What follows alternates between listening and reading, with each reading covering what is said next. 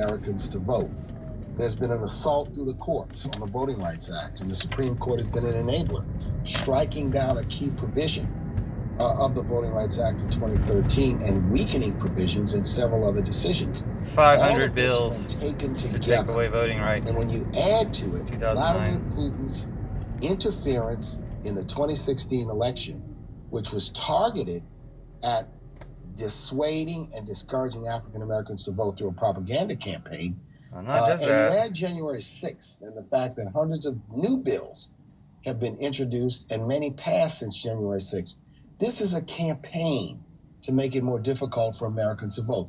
It's targeted at Black Americans and Brown Americans, but it impacts others. Now, It impacts our seniors, our disabled, identified and it's many by young the far voters right. as well. let me ask you about Trumpers. the Republican politicians who Trump-ineers. are behind the changes in the voting laws. They say they're responding to their constituents who say they want to prevent voter fraud. Responding to Russian and they trolls, insist that and they're your not targeting constituents have any been infected one by group Russian of trolls. voters. So what do you say to those who think that these changes actually strengthen democracy? Show me a scintilla of evidence that there's voter fraud.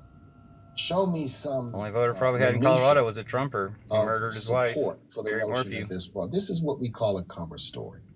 Another version in a big lie to seek to suggest that there's no legitimacy to any of this, and those arguments just fail. Republicans historically supported voting rights.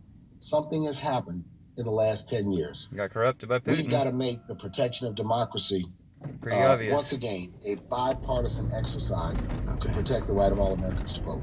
Mark Morial, President and CEO of the National Urban League. Thank you.